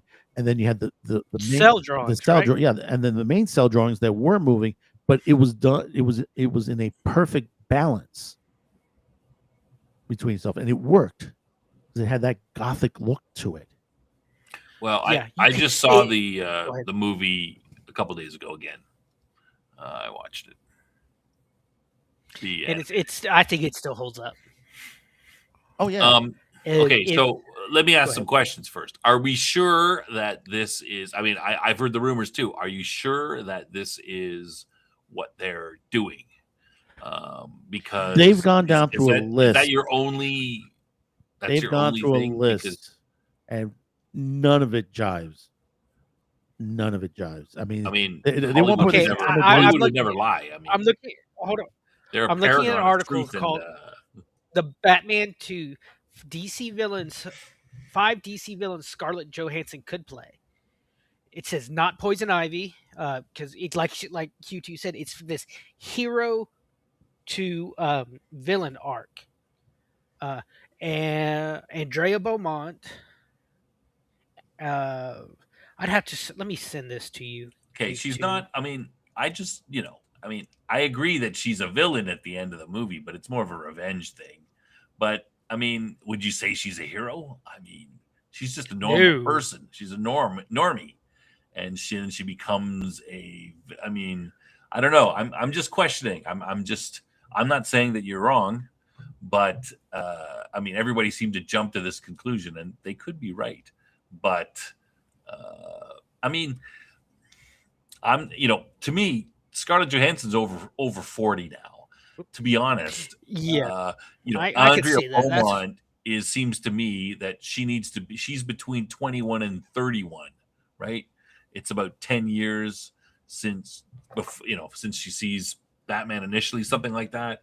So she looks into her early 20s to her like maybe early 30s, and because in the story, in the play that, but she's a little older. And even Poison Ivy is supposed to be very, very sexy and younger. She's generally, I would, you'd say it's Poison Ivy's in her late 20s, maybe, around there, give or take. She's not 40 plus. Now you can say, hey, Scarlett Johansson can still play that. And you're probably right. But, is there not somebody? See what else they have. No, it's not going to be. It's not going to be Harley Quinn. That's a. I heard this before. It's like it's not going to be Harley Quinn. Please, why would you do that? And plus, you have to introduce why would back we need it like another Harley Quinn. Another 4, 4 or 5 now. I mean, the thing is once you're a good actress, you can play almost anything, right? Like you should be able to. I mean, within a certain, Yeah. Then there's Astrid Arkham, which we haven't really introduced Arkham Asylum really truly on there. This would be I don't Arkham really Asylum. know much about. Yeah, and most people won't know that one very well. Vicky Vale. No way it's going to be Vicky Vale. No way. Is Vicky Vale that important? Vicky Vale was She's- in the original Batman. Yeah, Yeah, I know that, but Yeah. she's she was basically like she's the Lois Batman Lane squeeze. to Batman. Yeah, the except Batman. except Like- she's not even as good at Lois Lane as Lois Lane. I mean, she's just a Yeah. Batman So squeeze. they tried like a lot of the major superheroes at DC always had like a reporter girlfriend. You had it like Lois Lane, Vicky Vale, Iris West. Also, you had a. It was just like this trope. But they were there to be kidnapped so that Batman could save them or whatever, right? Like their character is somewhat one-dimensional, usually. Oh, did I lose everybody else except me? No, I'm still here. Okay. Outpost Nerd seemed to have stopped. I think you lost him. Yeah, I'm just not sure. Like, I'm not saying you guys are wrong, but Gilded Dent, Holiday. I mean, Holiday. That's from the movie the long Halloween. Yeah, on there, which is basically they got wrong the first time around to begin with. It would be smart to do Mask of the Phantasm because it's a good story, as long as they don't screw it up, right? Like, and that's my thing is good story. Yeah. So I mean, I would be okay with that, but I just don't. Sometimes we get these. Someone gets a nugget of information, they go crazy, and I just don't know if I'm open. I'm open to it. I'm playing devil's advocate a little bit here. So I think we lost him on audio. Yeah. On Outpost Nerd. He'll fix his way on his way back. Plug back in. Hey. There we go. Yeah, my plug was just like go. the most minuscule amount of like loose, and I just pushed it in. Do you think she would be a good? She'd be a good. Oh yeah, I think she would be. I think so. It's a good role to carry because it's a very emotional role. Yeah, you have to remember to the point of this story. It is basically a pivotal point in Bruce Wayne's in the Bruce Wayne universe. He has two road crossing in two different directions. He could become Batman, or he could be happily married and pay millions to the police department and everything to prevent crime. It's a good thing we got rid of her then. Well, no, it's not that she got rid of her. She left. Another amazing example that was revealed later about Andrea Beaumont's story is she almost killed Terry McGinnis's parents, Batman Beyond's parents as well. She was actually hired by Cadmus. It's revealed that in one of the best episodes of the Justice League epilogue, which was supposed to be, it was the season 2 finale. It was supposed to actually be the series finale. Amanda Waller. Amanda Waller is getting old, and she realizes Batman is too, and she's like, the world needs a Batman, so she starts a project through Cadmus called Project Batman Beyond, and I'm thinking, oh my god, they finally tied it in. That was so fucking cool.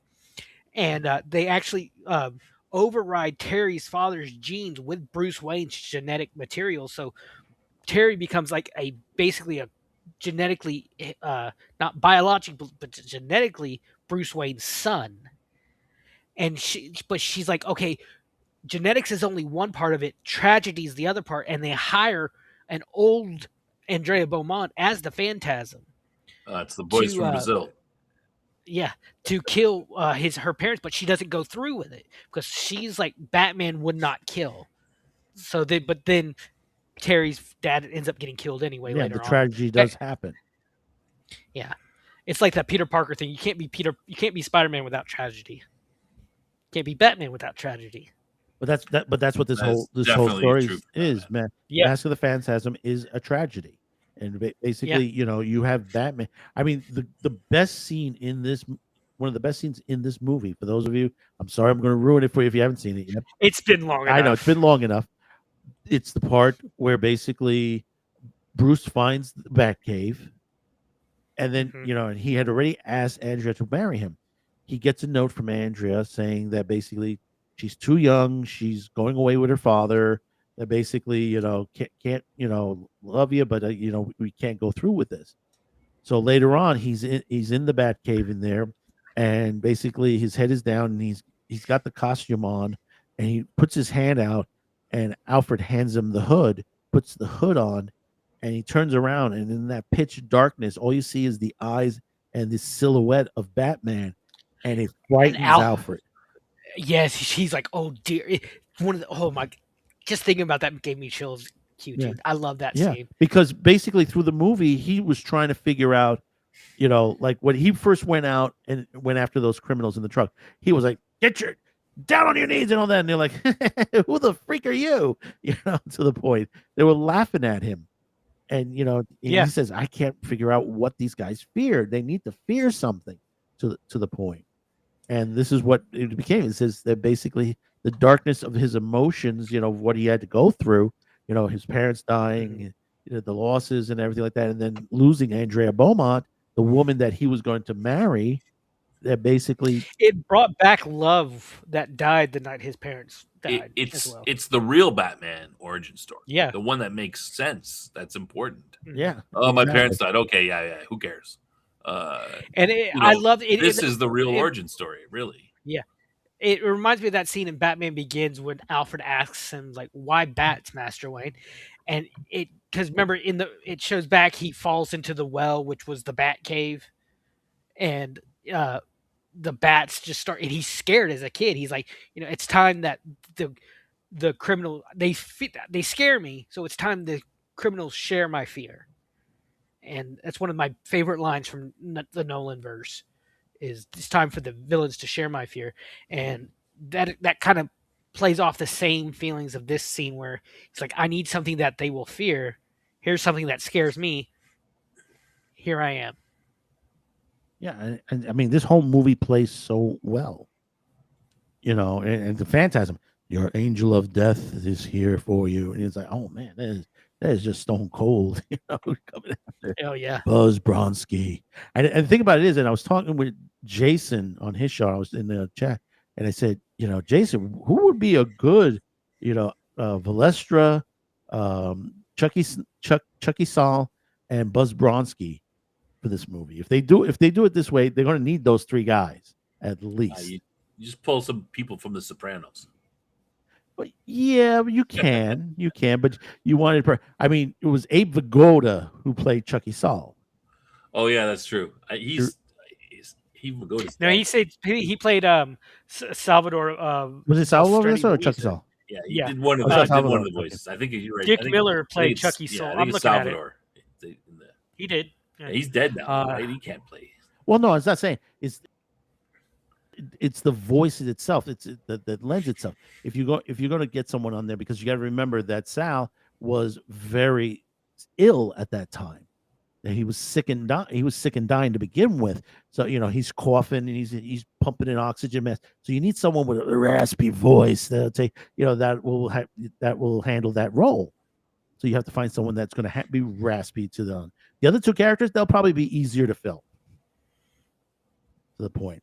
And I especially love, there's another scene on there that I do love on there, is when Sal goes to the Joker and all that. Oh, don't worry on there. Don't worry. I'll put a smile on your face. And then later on, Phantasm goes to kill Sal, and he goes over and he says, "Your angel," and pulls it around, and Sal has the big Joker smile on his face, and a camera pops out, and he's like, "Whoop, you're not Batman." All right, don't spoil the whole on there movie. The movie's been out long enough. Come on, but spoilers have gone not from long the wayside. Anybody who's buying it is like the 4K. Will we have to have ScarJo play this role? It would be great. Couldn't a Sydney Sweeney play this role, for example? Does she have the depth to play it? Maybe, no. maybe not. No, I don't think so. Scarlett, I think she has sexy better.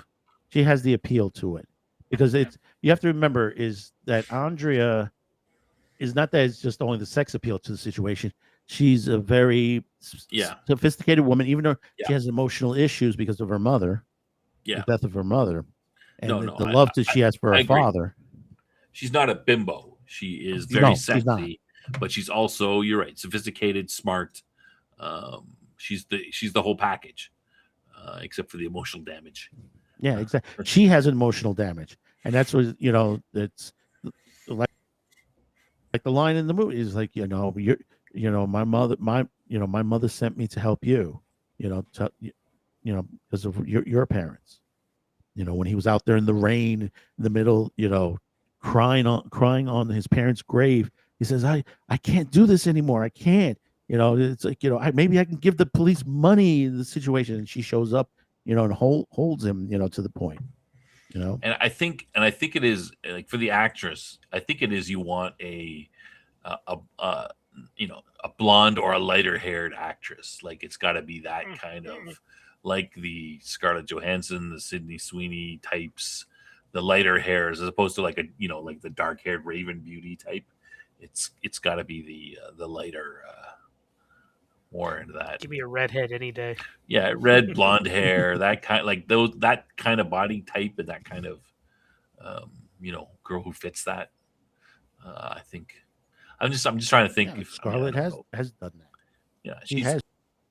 Oh yeah, but she's a lighter hair color. She's not like a Monica Baccarana or whatever, dark haired. What do I mean? Who's the one who played Catwoman there before? She's kind of Zoe Kravitz. Zoe Kravitz was the last Catwoman. One before that. What's her name? Michelle Pfeiffer. No, not Michelle Pfeiffer. Michelle Pfeiffer. I went way back with that Jeez. one. Michelle Pfeiffer way back.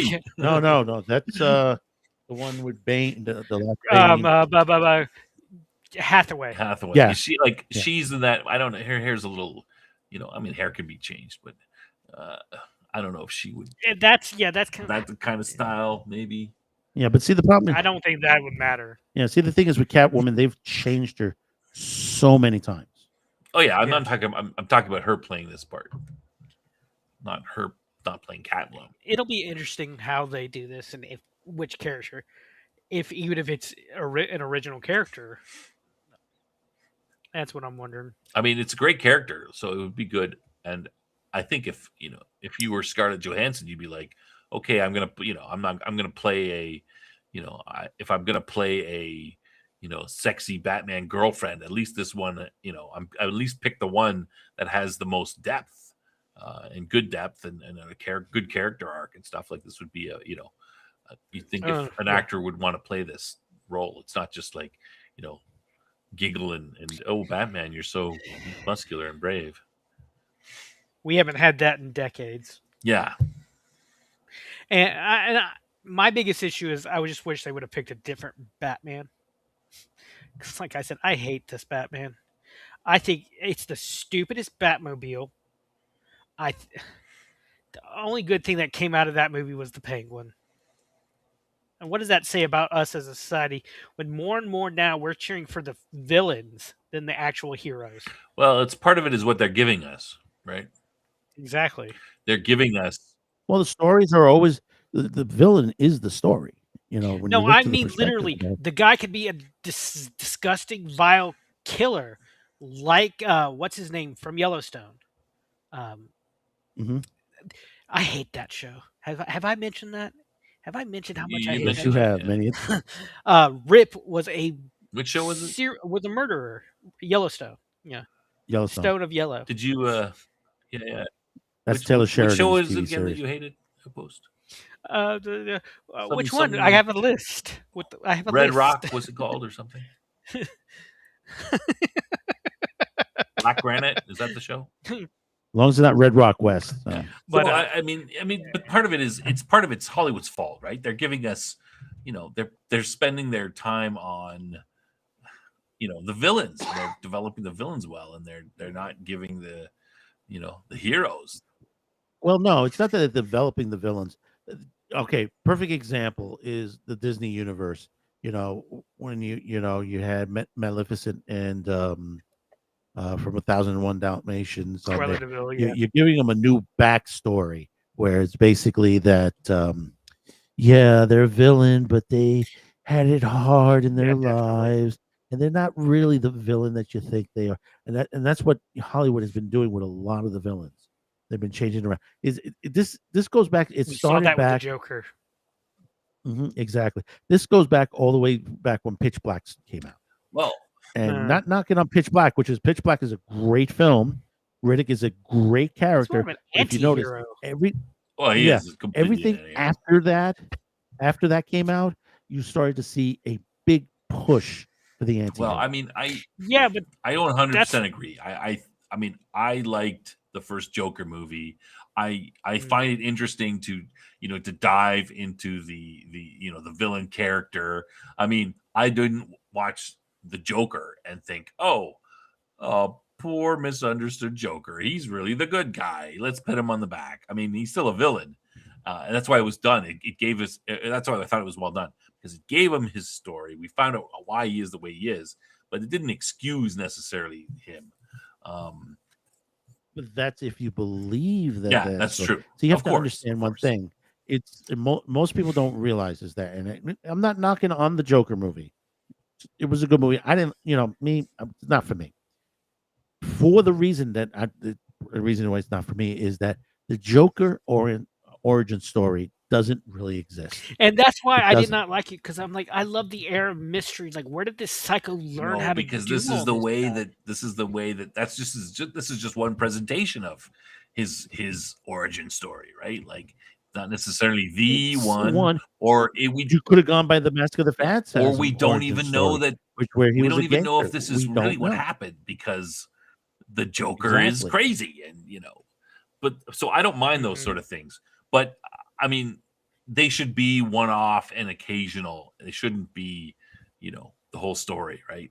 Like, Yeah. we got a bunch of Batman movies, and occasionally, hey, let's do a Joker one, and hey, that or this villain or whatever. That's fine. But if it becomes the focus, then it's the opposite of what we're supposed to do, and it seems to be doing that way. They can't seem to write. They're able to do a pretty cool villain story, but they can't. They seem to lost the plot for the heroes. Yeah. Yeah, that's my biggest thing. Well, and I'm thinking, how will this Batman change from the first movie? Will they play it like it's been in real time and he's improved, like a new bat suit? Maybe a new bat suit for me would go a long way to improve Robert Pattinson's Batman. I agree with that. I didn't feel like you guys seem to be thinking, oh yeah, he's really bad. I mean, I didn't find that he was so horrible, but I didn't find myself loving it either. I mean, I was kind of like, eh. So This costume has changed so many times. I can't No, disagree the with worst. you so I think much. the worst costume was Batman and Robin with the yeah, nipple. Oh, come George on. Clooney has come out multiple Everyone times loves and apologized nipples. for that. Everyone loves nipples. Yeah, but not on the bat suit. But That's Joe Schumacher for you. this his Batman in 2022 Batman almost felt like Batman Year One. That kind of a feel to it, with that young-ish Batman who still kind of screwed up a lot. So maybe they were trying to go for a Year One kind of Batman. I don't know. Well, we'll see. We'll see to this situation, because it's still nothing's been signed. Nothing's been on the dotted line. It's still in talks. All we're doing now is speculating what the possibilities are. And for those out there, because I heard somebody say, "Oh, it could be Summer Gleason," I want to remind you, there is no way impossible that it could be Summer Gleason, for the reason she died in the Penguin TV series. So they're not going to interject Summer Gleason back from the dead from the Penguin TV series into Batman 2. No way, no way. Died no. in the Penguin season. The Penguin. Yeah. It. What was it? What's her name? She killed Nadine her. Malwolf. I don't was remember the actress. that, but anyway. I'm trying to say not Maroney. Sometimes Falcone. they put these things out. Falcone, thank you. They stick these things out there, and they throw them out and see what happens, and see how the audience reacts. They haven't decided what they're going to do yet. She died in the first episode. Let's just throw this out there. Yeah, exactly. Hey, ScarJo as this character. See what the nerds say. Oh, the nerds hate it. Yeah, maybe they always do that testing. So, but run up the flagpole, see who salutes. Yeah. Yep. Well, a lot of guys would be saluting Scarlett Johansson. Well, I guess we've come to the end of this. So basically, we've had a good night tonight.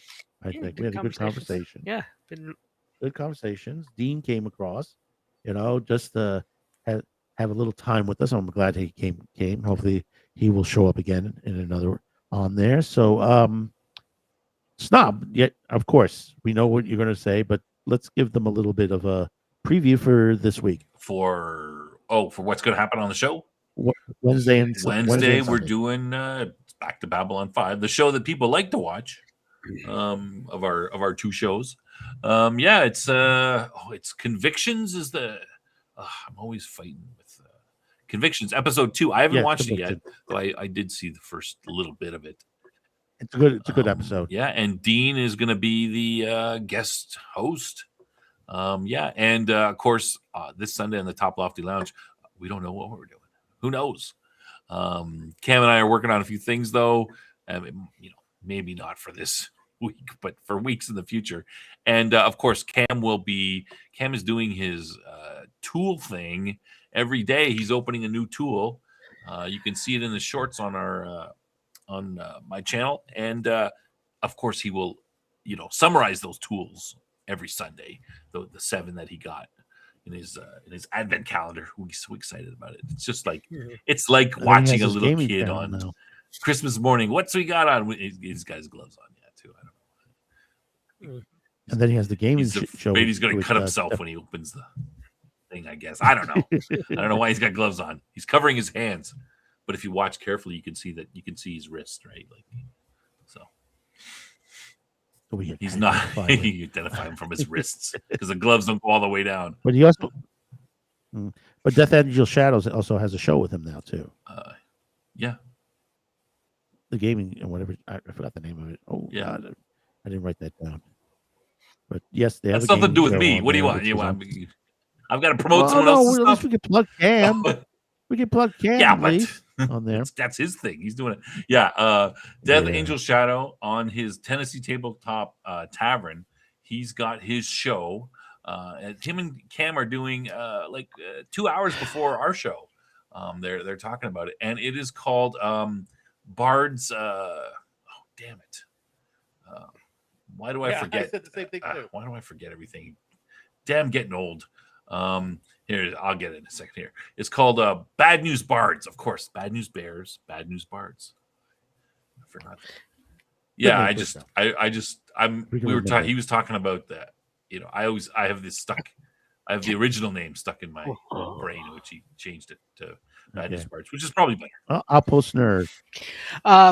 Got the new Supergirl trailer dropping this week, so look for a trailer video review from me. I was not thrilled when I saw this Supergirl at the end of Superman until I was told which version of Supergirl, Woman of Tomorrow, and I think we've talked about this before. How the reason she's drunk out of her mind is because she's dealing with she saw Krypton destroyed. She remembers it, unlike Superman, and she's dealing with. So I'm looking forward to seeing how Millie Acox plays the character, how they expand the character into places we haven't seen before, live action or even animated wise.